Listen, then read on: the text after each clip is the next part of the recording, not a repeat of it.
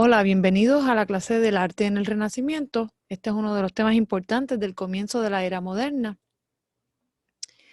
Hemos elegido la Gioconda, la Mona Lisa, pintada por Leonardo da Vinci, uno de los artistas del Renacimiento, porque, ¿verdad?, rescata uno de los nuevos momentos que trae el Renacimiento, que es añadir luz a la pintura y añadir perspectiva. En el Renacimiento es nuevo este tema de añadir profundidad que se escapa fuera de la frontera del primer plano de la Mona Lisa.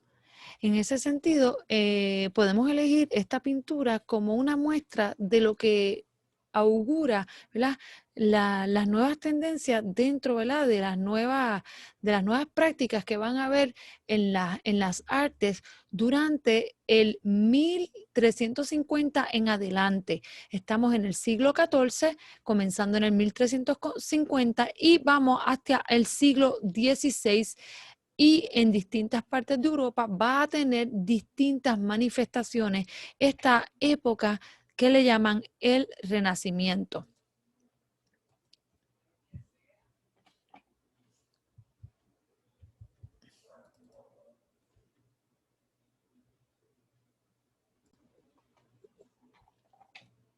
El Renacimiento es el nombre del movimiento de revitalización cultural que se produjo en la Europa occidental, en la Europa del oeste, en los siglos XV y XVI sobre todo, aunque comenzó en Florencia en el siglo XIV.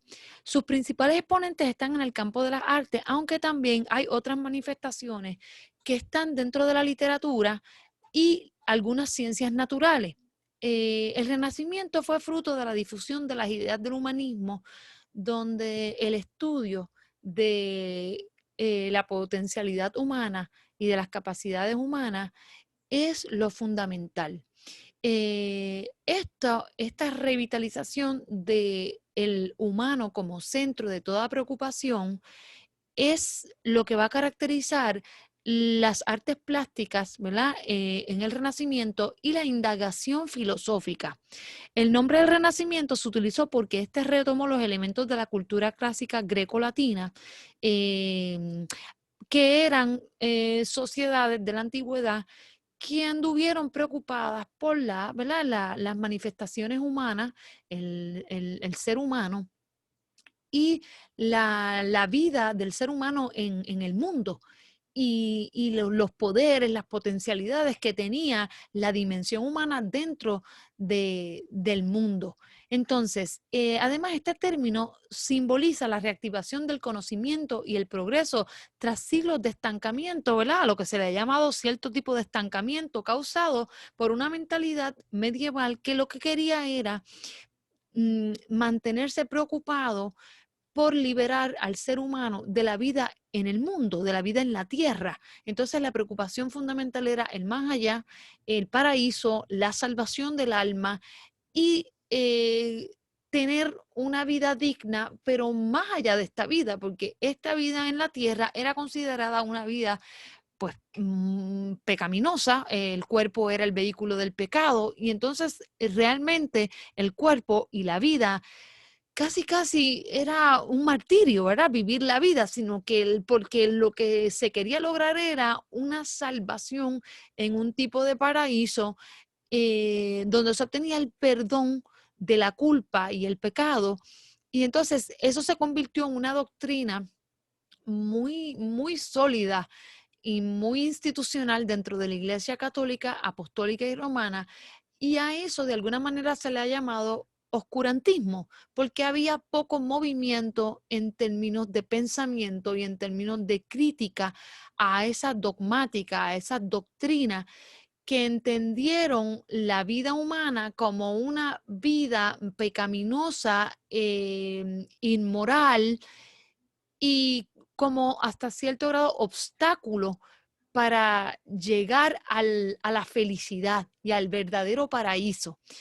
Entonces, el Renacimiento va a rescatar de la antigüedad, o sea, la antigüedad precristiana, los valores de la dignidad y el valor que tenía el ser humano, no ya como pecaminoso, sino como un ser humano valioso que tiene una potencialidad creativa, que tiene unas capacidades y unas manifestaciones que son dignas de elogio y de desarrollo. Y entonces el Renacimiento va a esa antigüedad griega y latina y las rememora en sus pinturas, las redescubre, las retrata, las reinterpreta, y en ese sentido hay como, ¿verdad?, un contraste en lo que la Edad Media protegió y lo que el Renacimiento va a querer rescatar, va a querer ir atrás a los otros valores precristianos, donde el ser humano era valioso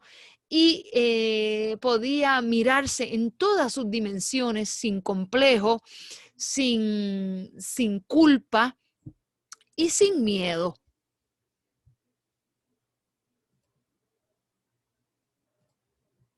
Por eso se ha hablado de que en la Edad Media teníamos un teocentrismo, mm, lo divino, Dios es el centro de toda preocupación.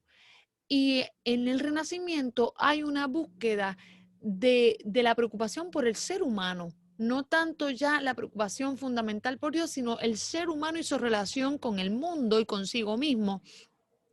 Eso no quiere decir que el teocentrismo no va a convivir con el antropocentrismo. En el Renacimiento, la mayoría de estos artistas y pensadores son cristianos, están influenciados por la doctrina católica. Sin embargo, van a darse permiso para preocuparse por el ser humano y sus capacidades en una apertura y en una nueva dimensión que la doctrina medieval no tenía tanto espacio para eso. En ese sentido, se le llama renacimiento y hay una búsqueda del antropocentrismo, que es la palabra griega antropo, que quiere decir hombre, hombre, y nosotros ya le podríamos llamar ser humano, no hombre, ¿verdad? Para eso tema de incluir todos los géneros. Si es verdad que, aunque no aplica, ¿verdad? Porque esto era un término que viene de la antigüedad. Entonces, tenemos que el Renacimiento va a elucubrar el tema del ser humano en una nueva interpretación.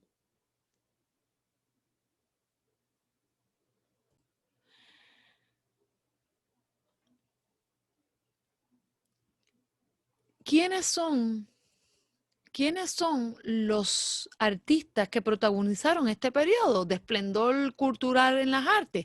El primero que vamos a mencionar es a Donatello. Donatello nació, ¿verdad?, al final del siglo XIV, en el 1386. Se le conoce sobre todo por sus esculturas. Esto que tienen aquí es una escultura de él, no la hizo él, es una escultura que hace otro artista para recordar a Donatello. Y la escultura fundamental que se tiene de Donatello la vamos a ver más adelante. Vamos ahora a mencionar rápidamente los artistas. Tenemos también a Sandro Botticelli, que es un poco posterior a Donatello, nace en el 1444. Ya el Renacimiento en este momento está desarrollándose álgidamente en Florencia y en Roma, y quizás en otras ciudades de la península itálica. Y tenemos también a Leonardo da Vinci. Leonardo da Vinci nace también nace en el siglo XV y es un representante importante del Renacimiento, a pesar de que no fue el que más obra pudo acumular, y no fue el que mejor suerte tuvo de todos ellos. Tenemos también, quizás como el más productivo de los artistas italianos del Renacimiento, a Miguel Ángel Buonarroti. Bueno, Miguel Ángel nació en el siglo XV también, y de todos ellos es el que muere más tarde, es el que más tiempo duró, ¿verdad? A pesar de que también sufría muchos problemas de salud. Tenemos a Rafael Sanzio, que nace en el 1483 y muere en el 1520. Todos ellos, ¿verdad?, tuvieron una parte importante de productividad en las artes durante el Renacimiento, ¿verdad? Y están dentro de la vida de nobles artistas italianos que escribe Giorgio Vasari, que es un biógrafo importante, que es el que rescata algunas de las historias de la vida de estos nobles artistas italianos. En general, el Renacimiento es una época que va desde el 1350 hasta el 1550, por lo menos en Italia. En otras partes del norte de Europa va a durar otros años más tarde, porque llega un poco más lentamente. Esta renovación de las ideas grecolatinas llega más tarde. Pero en general, como ustedes pueden ver ahí, es un periodo que no dura más de 200 años. Este mapa que tienen aquí es la expansión que va de las ideas renacentistas desde Florencia hasta otras ciudades del norte de Europa, como lo fue Nuremberg, París, Amberes, en los Países Bajos, las zonas bajas de la zona flamenca, etcétera. Entonces, vamos a comenzar hablando de Donatello rápidamente. Estos artistas practicaron en talleres, ¿verdad? De artesanos y sobre todo de talleres de orfebrería. Y es ahí donde empezaron a producir las tendencias nuevas con su propio imaginario, pero estos talleres son los que les sirvieron de formación, de primera formación, y fueron los lugares donde realmente se practicó las nuevas técnicas para plasmar estas nuevas ideas y conceptos, o estas ideas renovadas que venían de la antigüedad y estaban influenciando a estos artistas que no eran grandes artistas cuando empezaron, eran más bien llamados artesanos, ¿verdad? Y los artesanos, aunque tenían, ¿verdad? Su dignidad, no eran realmente una figura protagónica dentro de la Edad Media, ¿verdad? Las figuras protagónicas de la Edad Media era el clero, ¿verdad? Los sacerdotes, los monasterios, los catedráticos, los teólogos, el emperador, los emperadores, las reinas y los reyes, los nobles, y los artesanos en realidad quedaban, ¿verdad?, en una estrata de la sociedad productiva, pero no tenían, ¿verdad?, el acento aristocrático ni el reconocimiento social que más adelante, luego del Renacimiento, algunos de ellos van a lograr. Donatello se le va a conocer sobre todo por la escultura de el David. La escultura del David que ustedes ven ahí a la izquierda se caracteriza sobre todo por las curvas. Es una estatua pequeña, no es una gran dimensión, pero tiene la importancia de que el cuerpo se empieza a mover y empieza a estar desnudo. Es una figura bíblica, el rey David, ¿verdad? Una figura del Antiguo Testamento, y aquí está en una fase juvenil, casi afeminada, ¿verdad? Jovenzuela, como si fuera un joven, y eso es un rescate del mundo grecolatino porque el cuerpo se empieza a descubrir el cuerpo en sus diferentes edades, sobre todo en el canon griego, que la edad de la juventud, el cuerpo joven, atlético, era, ¿verdad?, uno de los cánones o ideales que se plasmaban en las esculturas en el mundo clásico y también en el mundo helenístico, que todo pertenece, ¿verdad?, a la edad antigua. Esa postura de este David es lo que empieza a notarse en las nuevas esculturas que van a esculpir estos artistas italianos. Esta que está al lado, Hércules, que tiene un cuerpo, ¿verdad?, bien fornido, muy musculoso, con el joven Anteo, un cuerpo jovencito con un cuerpo más formado, en un tipo de baile o de juego atlético, en donde se ve las medidas del cuerpo, se ve el juego del cuerpo y la sensualidad del cuerpo, por supuesto. Entonces, el cuerpo empieza a ser mirado con una mirada menos culposa, menos moralista, y hay una recuperación de la vida del cuerpo y de la belleza, que dentro del mundo antiguo griego y latino había una búsqueda de entender esa belleza y de apreciarla. Y eso es lo que vamos a ver en esta escultura de Donatello. Miguel Ángel Bonarotti, ¿verdad?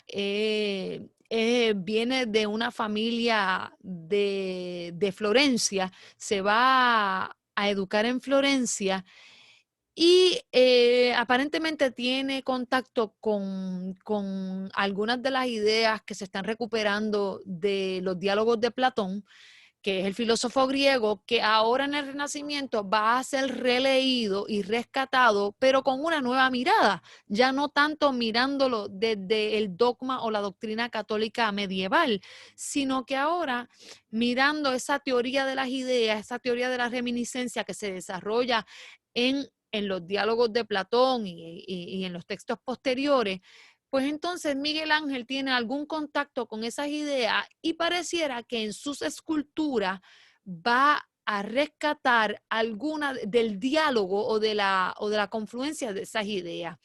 Se cuenta que estando en uno de los talleres, Lorenzo Medici, uno de los que va a ser los que auspician a estos nobles artistas italianos, que estaban dentro de la aristocracia, de la nobleza también, porque estaban dentro del clero romano, llegaron a ser arzobispos y papas de la familia de los Medici, y este señor, el tal Lorenzo Medici, lo observa cómo él estaba construyendo, esculpiendo una estatua de un Baco. Un Baco es la figura mitológica grecolatina, ¿verdad? Que representaba a la divinidad de lo irracional, de lo espontáneo, de lo que viene con la borrachera, que es, ¿verdad? Ese contacto con lo no planificado por la razón y digerido por la razón, sino por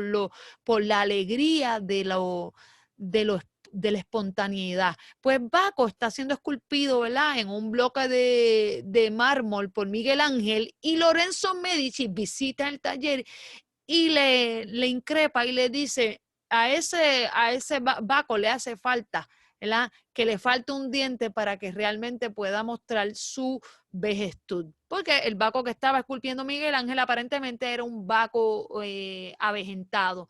Entonces Miguel Ángel, cuando Lorenzo Medici se retira, pues entonces dicen que le pincha uno de los dientes, lo martilla y le saca un diente al Baco en un momento de furor y de coraje ante el comentario, ¿verdad?, la sugerencia que le hace que luego va a ser un auspiciador de Miguel Ángel y de otros dentro del Renacimiento italiano.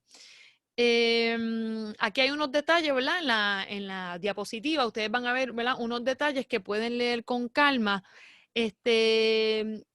Miguel Ángel tuvo sus periodos, ¿verdad? Entre 1490 y el 502 realiza sus primeros dibujos, tiene varias obras, y en esto se muestra el claro heredero del arte florentino de los siglos XIV y XV, al tiempo que establece él una vinculación más directa con el arte clásico, ¿verdad? Eso que hemos llamado, lo que habían heredado del mundo greco-latino, que se había perdido en su mayoría, otro había sido ocultado, engavetado, pero con la emigración que se va a sufrir de la invasión a Constantinopla, a Bizancio, muchos griegos y muchos herederos de la cultura griega que estaban, ¿verdad?, viviendo en la ciudad de Bizancio, van a emigrar a Florencia. Esa es una de las explicaciones por qué en Florencia y no en otras ciudades es que se va a dar una revitalización de algunos de los cánones clásicos griego y latino,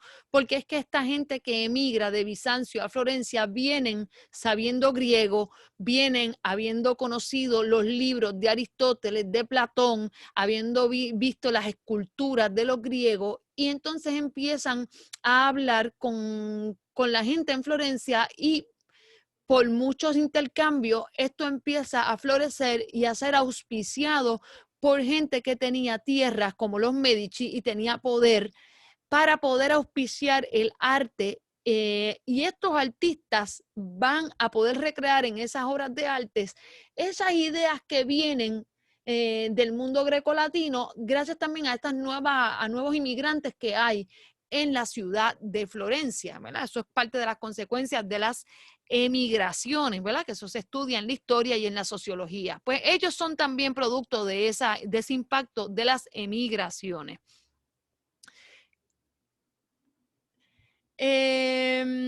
Entre marzo y abril del 1508, el artista va a recibir un encargo fundamental que va, ¿verdad?, a perpetuarse en la historia de la humanidad, que es el encargo que le hace el Papa Julio II, que es el papa, uno de los papas que tuvo que ver con las cruzadas, eh, lo que las llamadas cruzadas.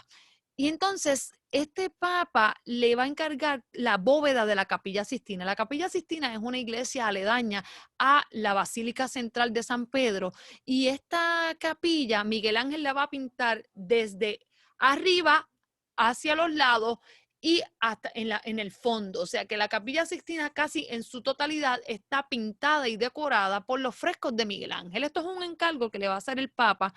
Miguel Ángel va a estar más de 4 años en esta tarea, subiéndose a andamios bien altos, estando muchas horas acostado en esos andamios, pintando los techos. Ahí, ¿verdad? Él se va a enfermar durante un periodo porque el polvo, los pedazos de cemento, etcétera, pues van a darle pues las comunes alergias que cualquier persona que esté en contacto con esos materiales por mucho tiempo y en la forma en que él lo estaba, pues era normal enfermarse. Hay que decir que en 1546, a la muerte de Antonio de San Galo, le sucede en el cargo de arquitecto jefe de San Pedro y se dedicó de ahí hasta su muerte 18 más tarde a la arquitectura y al dibujo. O sea que él tuvo un periodo en la pintura y un periodo en la arquitectura. Por eso es que se le llama un gran maestro, porque dominó varias artes. Entre sus trabajos de arquitectura cabe citar que dirigió las obras de la biblioteca, ciertos otros espacios de la Basílica de San Pedro, etcétera. Muere en el 1564, cuando tenía 88 años, fue enterrado en una de esas iglesias, y fue Giorgio Vasari el encargado de diseñar el monumento que se hizo en la tumba, ¿verdad?, donde está Miguel Ángel. Entre las obras que vamos a recordar de Miguel Ángel, ustedes tienen que conocer el David, ¿verdad? Esto está hoy día en la Galería de la Academia de las Artes de Florencia. No está en su lugar original. El lugar original estaba frente al ayuntamiento de la plaza de Florencia, la casa de gobierno de Florencia. Pues al frente estaba esta estatua originalmente, pero por diferentes luego invasiones y guerras sufre daño y es movida a la Galería de las Artes, a la Galería de la Academia de las Artes de Florencia, donde está hoy día protegida y usted puede ir a visitarla. Estas son varias fotos de por delante, por detrás, donde vamos a ver que la maravilla de esto es rescatar la belleza del cuerpo, en este caso de un hombre, ¿verdad?, en su dimensión humana, ¿verdad? Los músculos, las venas, el movimiento de los huesos, y en toda su desnudez, sin tapujos, sin miedo, sin pena, sin culpa, tranquilo, tranquilo, aquí no hay nada que tapar. Entonces es como un redescubrimiento de la belleza del cuerpo, sin agregarle la moralidad, ¿verdad?, que le había agregado toda la doctrina cristiana de la Edad Media. Entonces ahí tenemos la cabeza del David con toda la, ¿verdad?, la manifestación de esos ojos, con una profundidad, una firmeza, una autoridad, que se puede interpretar de diferentes maneras, ¿verdad? Y montones de escritos sobre las interpretaciones que se pueden hacer y el diálogo que se puede entablar con estas esculturas.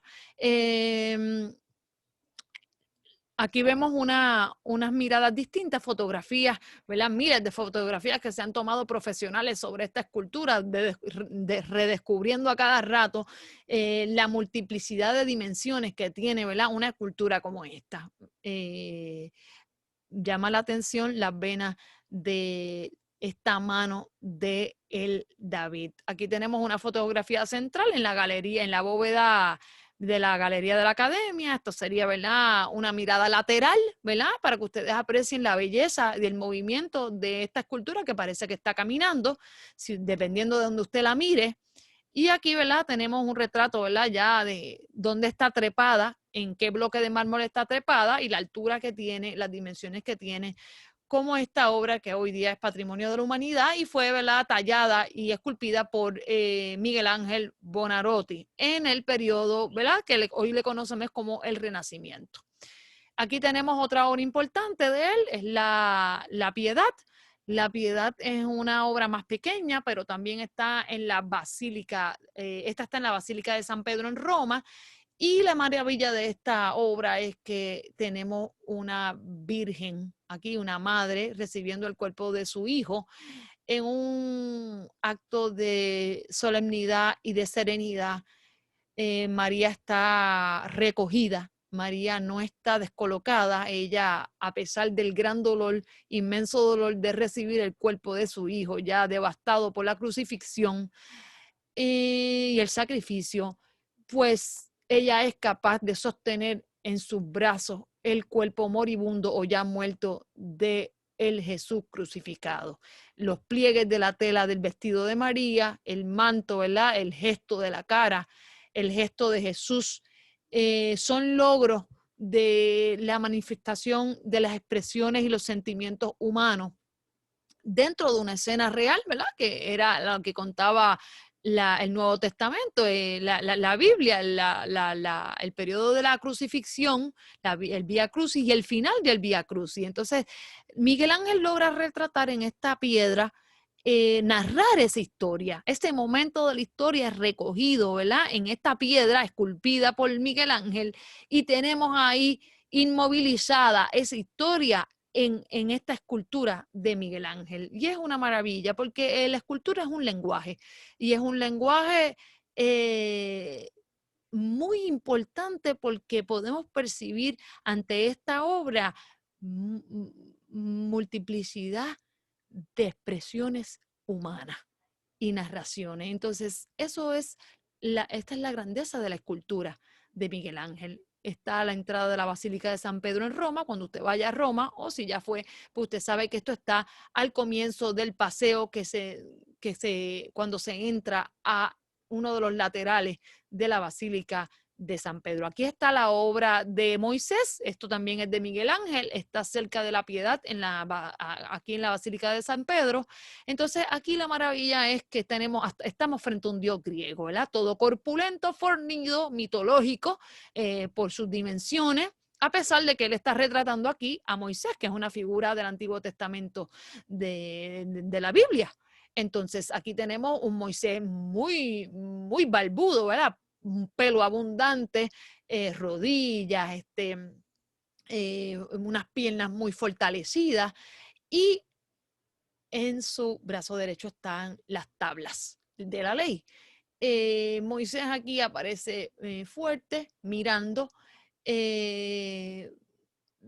ustedes, ¿verdad?, tendrán que saber a dónde está mirando el Moisés. Estos cuernos que están aquí es una anécdota y hay una razón, una interpretación de la exégesis bíblica de por qué se le ponen a este Moisés se le dejaron estos cuernos o esta protuberancia en la cabeza. Eso se debe a una de las traducciones y de las interpretaciones que hay de ciertos versículos de la Biblia que le permiten al escultor jugar un poco en cómo esculpe y qué deja y qué no deja dentro de la escultura. Aquí tenemos, ¿verdad?, la Capilla Sixtina por la parte exterior. Esto es para que ustedes vean cómo el Renacimiento también tuvo que ver con los arcos y las nuevas formas de arquitectura, porque también se va a afectar la forma en que vemos la arquitectura durante el Renacimiento gracias a estas ideas que se rescatan de la antigüedad griega. La diferencia fundamental quizás que podemos rescatar en este video es ver que el arco medieval usualmente estaba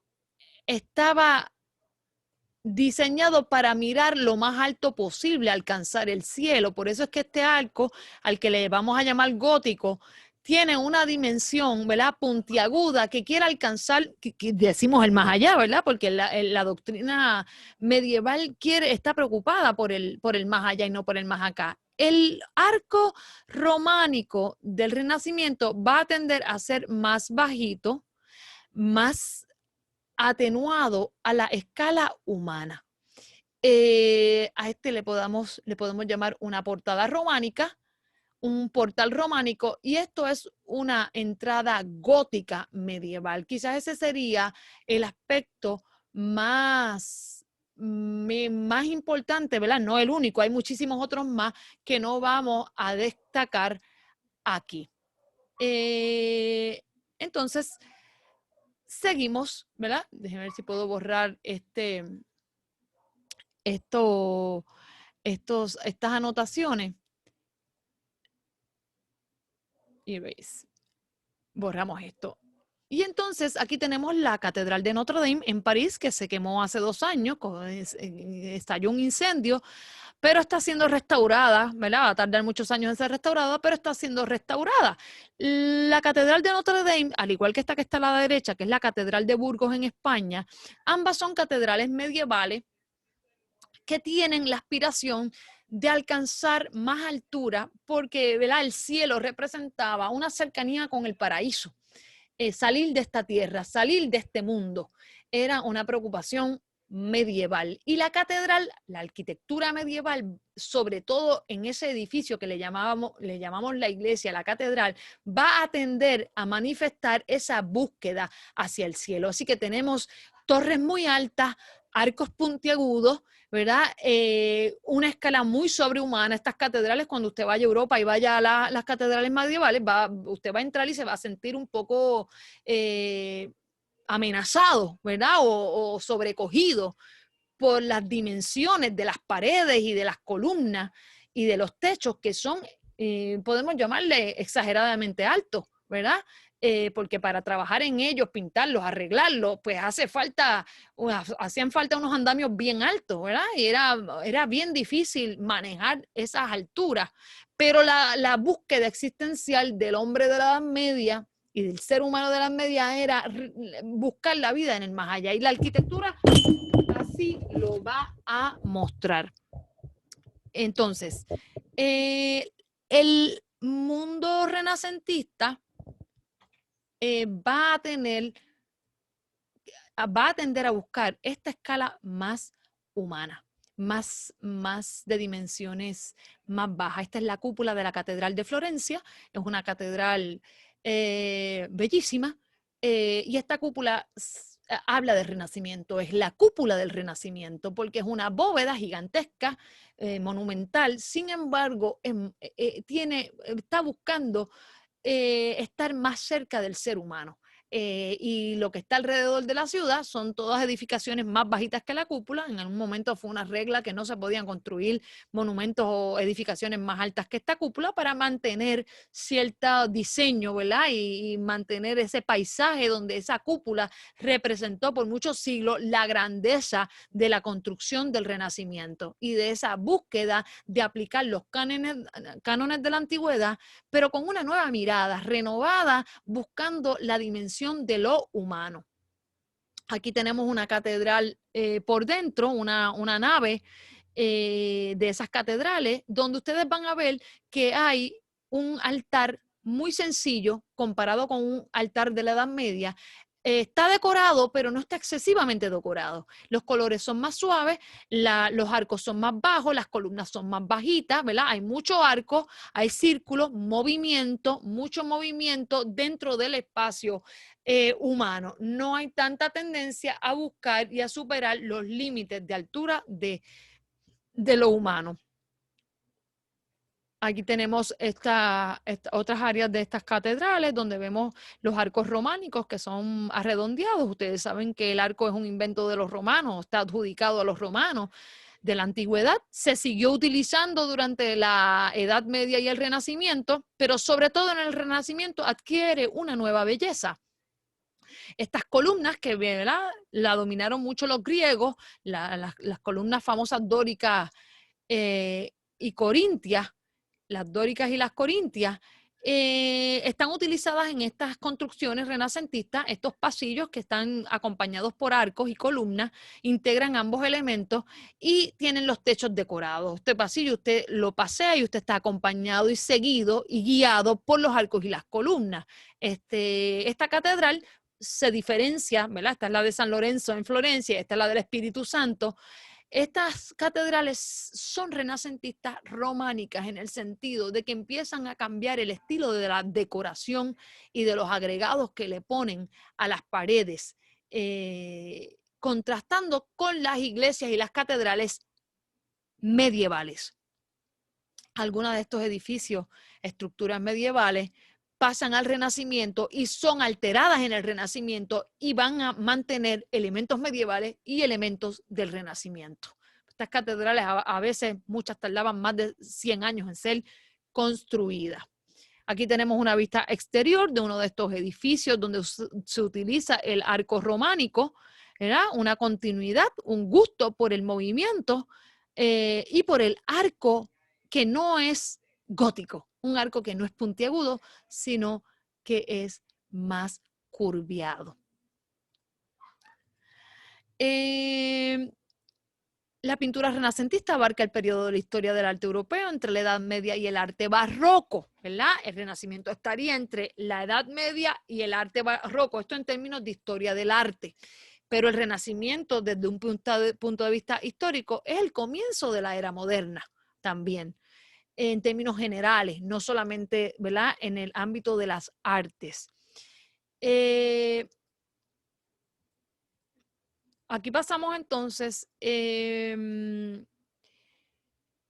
tenemos que decir que estos artistas que hemos mencionado bien brevemente fueron quizás los que rescataron, entre otros artistas que no vamos a mencionar aquí, estas principales ideas que venían del mundo greco-latino. La pintura bizantina que ven aquí en el lado izquierdo y esta pintura gótica que está en el lado derecho, ambos reflejan las técnicas de la Edad Media. En este lado tenemos a un Jesús con la aureola, sentado, él parece más bien aquí una figura irreal, más bien un muñeco, ¿verdad? Porque no tiene unos gestos, un movimiento que esté muy vinculado con el realismo de un cuerpo humano, por eso está tapado completamente con la vestidura, tiene un pelo, ¿verdad?, que pareciera más bien un pelo de un muñeco, y contrasta frente al realismo que habíamos visto de las pinturas o de las que vamos a ver ahora en el Renacimiento. La pintura gótica medieval tiene este aspecto. En los trípticos, que son historias donde hay un centro, como donde está este monje vestido de negro, con un libro rojo, vestido todo de negro, la tela, ¿verdad?, oculta el cuerpo, la mirada es seria, sobria, está preocupado, una mirada angustiada. Hay poca profundidad en esta pintura, es más bien un solo plano, y aquí hay otras historias contadas en los lados derecho e izquierdo del tríptico, pero no hay un rescate aquí de la inmensa potencialidad del cuerpo y de la vida humana. Aquí más bien hay un estado lúgubre de preocupación por encontrar la verdad en las Sagradas Escrituras y en la vida eterna, una vida que estaba en la Edad Media, en el más allá y no en este mundo. Eso, ¿verdad?, son características de la pintura de la Edad Media. Y ahora en la pintura nueva renacentista, donde vamos a ver a Sandro Botticelli, a Rafael, a Miguel Ángel y a Leonardo da Vinci, hay un rescate de lo antropocéntrico. El hombre, el ser humano, sí es bello, sí es importante y puede reflejar su actividad, su potencialidad en una pintura sin sentirse menoscabado ni culposo. Entonces aquí tenemos a Sandro Botticelli con la pintura del nacimiento de Venus. Aquí tenemos, ¿verdad?, una diosa griega, Afrodita, llamada luego Venus en el mundo greco-latino, romano, y con unas divinidades al lado de ella que le dan vida a esta historia que narra el nacimiento de esta diosa que nace en esta versión del mito de una concha del mar, ¿verdad? Entre la espuma y una concha del mar nace, ¿verdad?, esta mujer que va a representar en términos simbólicos eso que le vamos a llamar amor, o también, de cierta manera, el eros.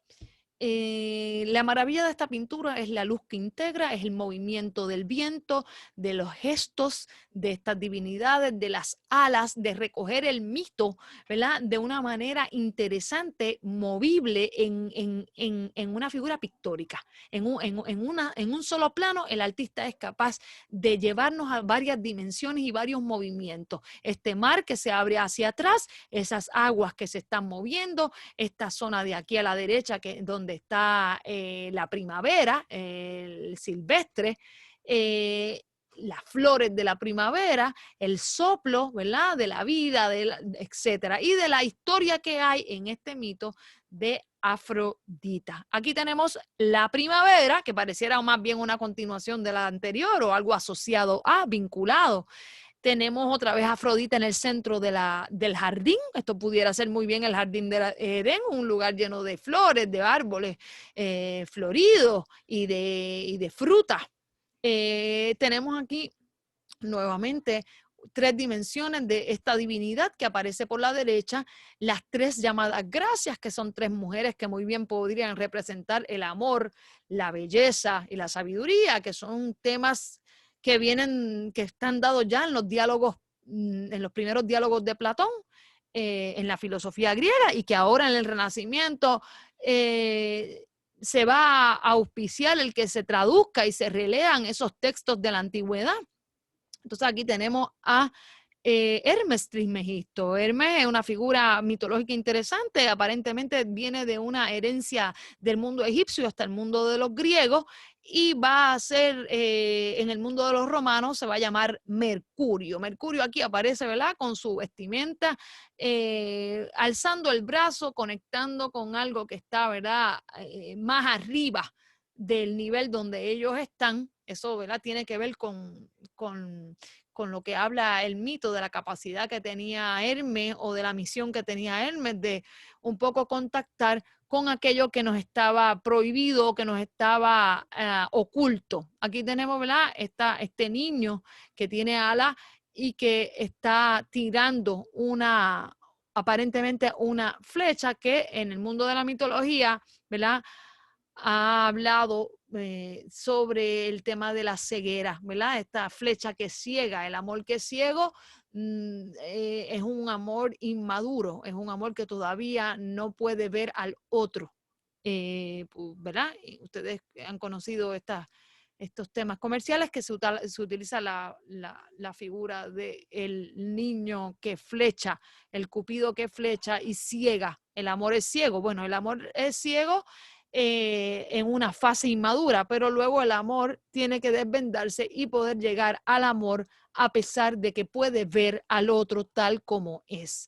Esta pintura, la maravilla de esta pintura nuevamente es el movimiento, por ejemplo, de esas 3 gracias y de esas 3 mujeres con unas telas translúcidas. Él logra, ¿verdad?, retratar múltiples dimensiones con la técnica del color, que no es fácil.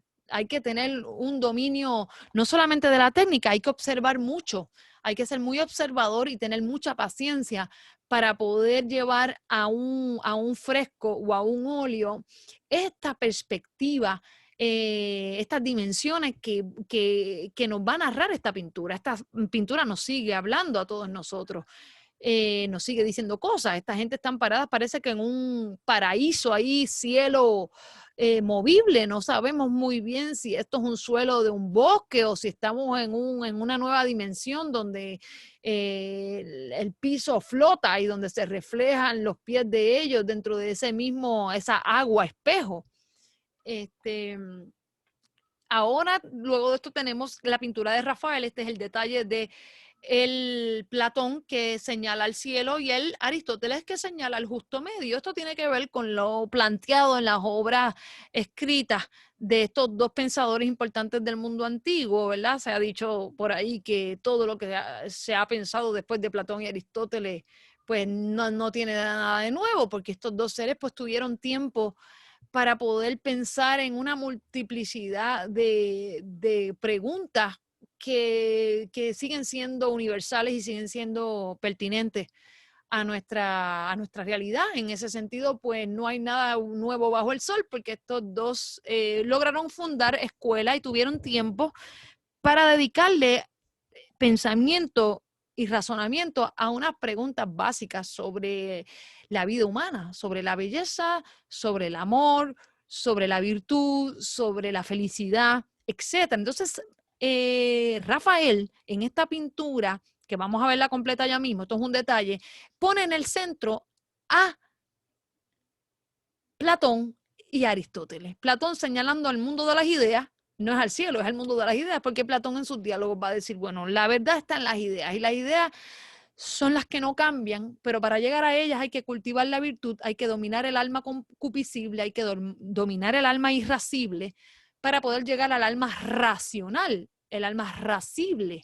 Y el alma racible es la que es capaz de entender y llegar poco a poco a través de la educación y el cultivo de la virtud, llegar al entendimiento de las ideas, de las ideas perfectas, como la idea del sumo bien, que es una idea importante en la teoría de la reminiscencia que hace Platón en sus diálogos. Por eso es que aquí Platón aparece señalando al cielo, realmente el mundo de las ideas, y aquí Aristóteles, su discípulo, que tuvo tiempo, ¿verdad?, de repensar esto de su maestro, indica que no, vamos al mundo de las cosas. En las cosas mismas debe de estar la verdad, no en el mundo abstracto de las ideas, sino que en las cosas mismas de este mundo. Por eso la mano de él señala aquí y ahora, para buscar la verdad en el estudio de las cosas mismas.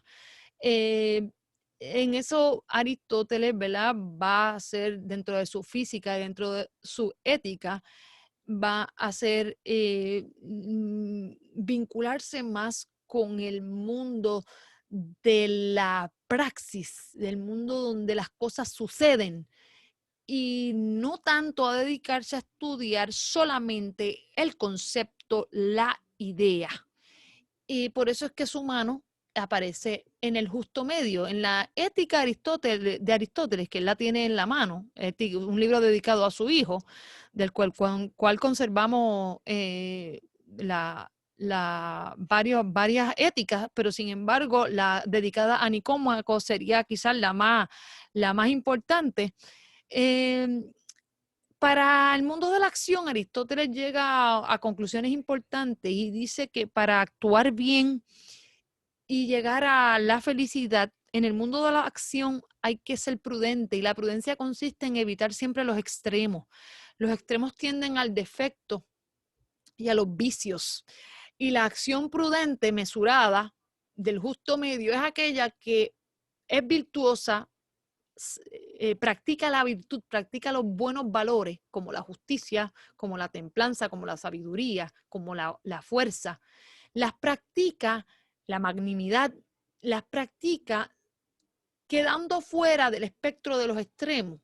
El punto medio no es un punto neutral, el punto medio es una acción contundente, pero es una acción que tiende a buscar proteger la virtud, actuar en virtud, protegiendo los valores de la virtud, y que trata de desapegarse y alejarse de los puntos de exceso que caen en el defecto y que caen en el vicio. Por eso también aquí Rafael, no es casualidad que podemos interpretar que esa mano que está en el medio, que no está arriba y que ni está abajo, está buscando decirnos que la felicidad está en la prudencia del justo medio, la mesura, que como ya indiqué y repito, no es ser neutrales. Se toma acción, se toma decisión, pero esa decisión tiene que velarse siempre y dominarse para evitar el exceso.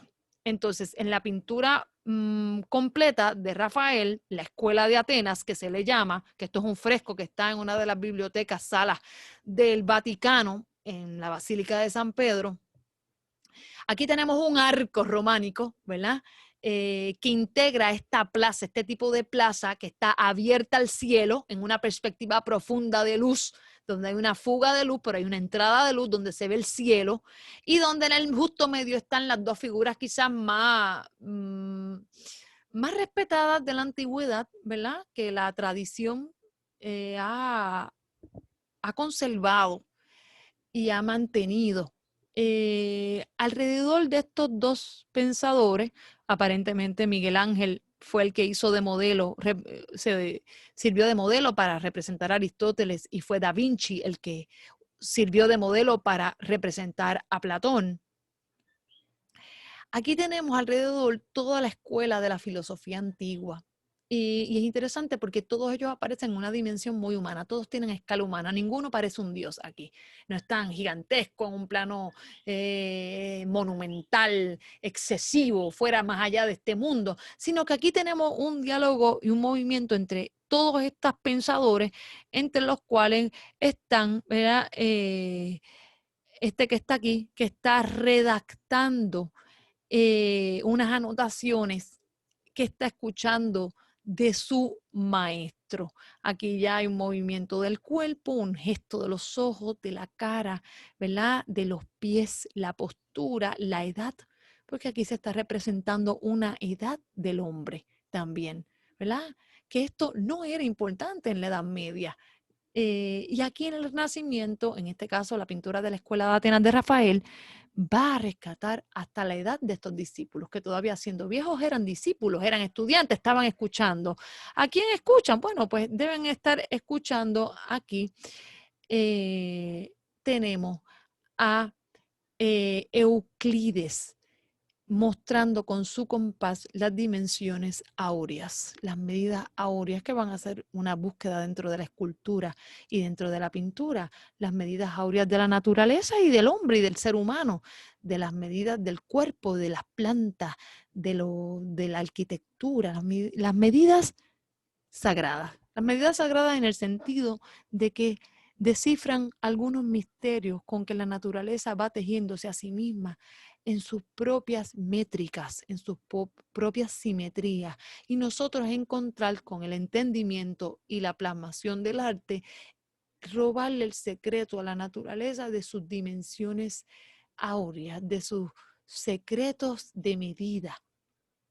Hay una búsqueda de eso también en el artista, entender desde lo espontáneo y desde la búsqueda creativa, en el mismo furor de la creatividad, robarle el misterio a la naturaleza y entender, al menos plasmándolo, esos secretos que tiene la belleza de la naturaleza y de lo humano. Aquí tenemos a Ptolomeo desarrollando su teoría, ¿verdad?, geocéntrica. Por eso, ¿verdad?, tiene un globo que bien podría ser el globo del universo o el globo de la Tierra. Esto es una discusión típica, ¿verdad?, de ese periodo corto del mundo antiguo griego, en donde los discípulos al aire libre escuchaban al maestro y había una educación no universitaria, pero sí cívica. Había unos planteamientos, unas discusiones, diálogos en la Acrópolis y alrededor de la Acrópolis, que permitía que había tiempo para que algunos que tenían un poco de ocio pudieran dedicarse al cultivo del pensamiento. Aquí en el lado izquierdo, ¿verdad?, tenemos a Averroes de Córdoba, que es un pensador árabe que emigra a la península ibérica y desde allí le ofrece a los europeos algunas traducciones que habían hecho los árabes de algunos textos grecolatinos, y gracias a ellos en parte es que luego la Edad Media y luego el Renacimiento va a tener acceso a textos directos del mundo de los griegos y en algunos casos de los romanos de la antigüedad. Aquí se puede ver que se piensa que este es el mismo pintor, Rafael, en un autorretrato, incrustándose él dentro de la pintura y haciendo contacto con el espectador. Acuérdense que en este momento que Rafael pinta, el espectador solamente está delante de la pintura. No era posible ni fotografiarlo, ni tenerlo en ilustraciones, porque todavía la imprenta no se ha desarrollado y mucho menos las redes de comunicación complejas que hoy tenemos para poder apreciar ilustraciones de estas obras que están en lugares muy específicos del mundo. Esta obra que ustedes tienen aquí es un realismo, esta nariz con estas protuberancias, lo que habla es del rescate de la realidad del cuerpo humano. Vamos a retratar las verrugas, las protuberancias, si esto fuera una alergia, una enfermedad. El artista se atreve y se lanza y lo pinta y lo logra mostrar, le logra poner perspectiva. Aquí tenemos nuevamente, ¿verdad?, una ventana de donde salimos de esta escena y entramos en otra. Esto se llama la perspectiva, el perspectivismo. Y eso es una técnica que se va a practicar mucho en el Renacimiento, ¿verdad? Dándonos a nosotros lo que sería para ustedes un mundo virtual. Un hombre del Renacimiento, una mujer del Renacimiento que pudiera pararse en una obra como esta, puede estar, ¿verdad?, en dos dimensiones, aquí y acá. Esto es lo que para nosotros sería, ¿verdad?, para ellos sería casi el impacto de un mundo virtual. Nosotros, ¿verdad?, al compararnos con ellos decimos, wow, esto para nosotros no es nada, pero esto tenía la grandeza de impactar, de llevar al espectador a más de un lugar, en un solo lugar. Imagínense. Entonces, cuando pasamos a Leonardo da Vinci, tenemos aquí el rescate de algunos dibujos, unos dibujos que están muy mal conservados, todos mohosos, porque Leonardo usó siempre materiales muy, muy nuevos, retazos de cosas, y no duraban mucho. Así que aquí tenemos lo que posiblemente fue un autorretrato de él. eh, y estos papeles se conservan, ¿verdad? Esto es de una libreta. Aquí tenemos otro dibujo de él, donde hay una búsqueda de entender las dimensiones áureas, las simetrías del cuerpo del ser humano, no solamente del ser humano, sino de todo lo demás, porque Leonardo estaba preocupado por las dimensiones y medidas de todo. Y por eso es que, ¿verdad?, eran preocupaciones también en el mundo de los antiguos, las preocupaciones matemáticas de Pitágoras, Euclides, la geometría plana, etcétera. Entonces aquí tenemos que parece que Leonardo tuvo contacto con textos de un arquitecto conocido como Vitruvio, así que a este dibujo ha pasado a ser, se le ha llamado el hombre de Vitruvio, porque aquí tenemos las discusiones y las preocupaciones y las racionalizaciones que se están haciendo a partir del conocimiento de las dimensiones, de la simetría y de las medidas del cuerpo humano en su relación con la naturaleza. Eh, Esto es meramente un dibujo de las investigaciones que hacía Leonardo y de los muchos otros dibujos que se conservan de estas libretas. Aquí tenemos su obra maestra, que sería la Mona Lisa, que él utiliza aparentemente usa una modelo que va a ser la esposa de uno de los condes que va a auspiciar esta pintura. De esta pintura se ha dicho de todo. Lo más importante a la luz del Renacimiento es que Leonardo aquí le pone luz al rostro de una mujer que muy bien podría ser una virgen, una Madonna, pero tiene el velo, ¿verdad?, traslúcido de la técnica del difuminato que utiliza Leonardo, y tiene el punto de perspectiva, la profundidad en la pintura en un paisaje donde podemos salir más allá del primer plano de la cara de la Mona Lisa y de su cuerpo. La Mona Lisa tiene una sonrisa muy lograda con uso de sombras. Esta es la expresión del sentimiento, la expresión de lo humano. Esto es nuevo en la pintura. La pintura va a lograr salir de su juventud y va a llegar ahora a una maestría, el dominio de la expresión de los sentimientos. Y esto que ustedes ven aquí es una mirada, pues podríamos decir profunda, con una sonrisa moderada, pero que dice mucho, que expresa y con la cual podemos dialogar. Esta pintura nos habla, nos dice, nos narra un mundo, nos narra un universo, y está plasmada ahí, está totalmente perenne, no la perdemos, nos habla continuamente, está ahí. Entonces esta es la gran maravilla del arte. Esta pintura sigue siendo una obra con la que podemos dialogar desde el presente, a pesar de que ya tiene, ¿verdad?, ya más de 400 años. Entonces, la Gioconda, en otros detalles como la cara, ¿verdad?, está en el Museo del Louvre en París. ha dado mucho que dar esta pintura, ha dado mucha guerra, ha sido robada, ha sido tratada de dañar, etcétera. Aquí tenemos los detalles de las manos en un gesto particular que rescata Da Vinci, la técnica del difuminato en el paisaje. Esto que está aquí sería una elucubración, ¿verdad?, moderna de nosotros, tratando de jugar con estas aplicaciones que contrastan lo que es el autorretrato del dibujo de Da Vinci con la cara de la Mona Lisa, pensando que quizás la Mona Lisa estaba también pensada para Leonardo da Vinci. O sea, él estaba usándose como su propio autorretrato. Aquí tenemos la famosa pintura fresco, realmente es un fresco que está en una sala en una edificación en Milán, no está en Roma, no está en Florencia. Esta pintura está muy mal conservada porque las pinturas que usó Da Vinci en esta pintura pues no duraron mucho, eran materiales que no eran muy duraderos, no eran buenos, como quien dice. Y entonces aquí tenemos al Jesús en un momento particular que se le llama el momento en que él anuncia que uno de los discípulos lo va a traicionar, y se recrea en el movimiento de los discípulos todos unos gestos y unas actitudes y un movimiento de manos que delatan un poco la tranquilidad con que Jesús aparentemente, ¿verdad?, da la noticia, pero toda la provocación que crea en los discípulos, y por eso el movimiento de las manos, los gestos y el pan en la mesa, aunque abajo no se puede notar bien, originalmente esta pintura debajo de la mesa se veía todo el movimiento de los pies y las posturas de las piernas.